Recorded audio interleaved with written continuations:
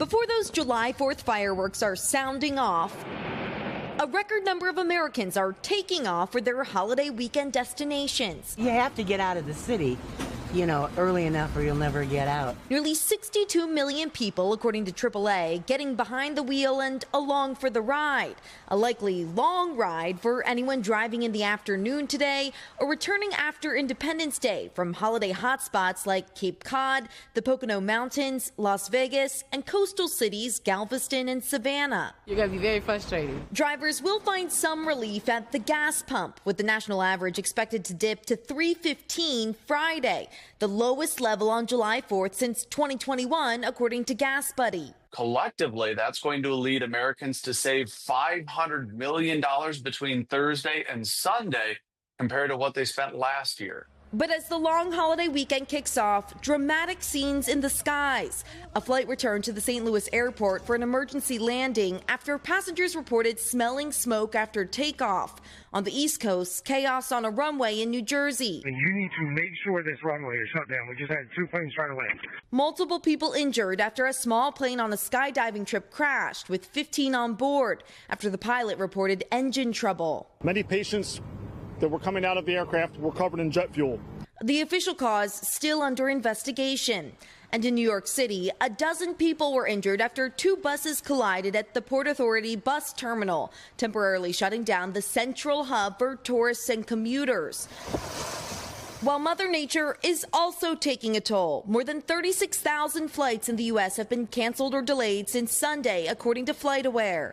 Fingers crossed it works out and we can get back home.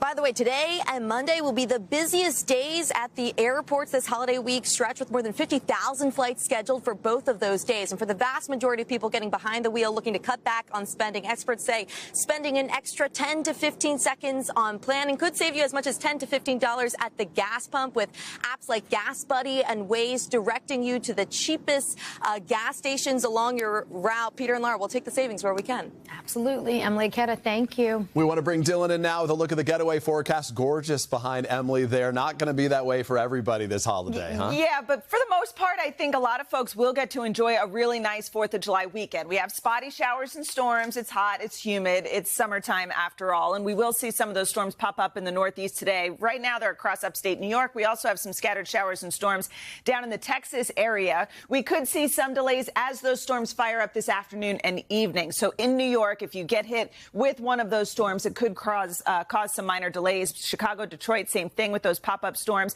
Out west, we are looking for some low clouds and fog. That could explain some of the delays that you might see out that way. Now, for tomorrow, most of the country looks okay. The West Coast, the East Coast, enjoying a lot of sunshine. Trouble spots will be across the northern plains, down across central Texas, and also down into Florida, especially in the Tampa area, where we could end up with about 5 inches of rain over the course of the next several days. Saturday, we're going to continue to see some of those isolated thunderstorms through the upper Midwest. It's hot. It's humid in the southeast. Charlotte, about 91 degrees. Still continuing with that rain on Saturday down in Florida. And then on Sunday, a lot of folks traveling too. Again, most of the country looks okay except for the extreme southeast and parts of the Midwest with some of those isolated storms. So hit and miss type delays, guys. All right, Dylan, see you back in a bit.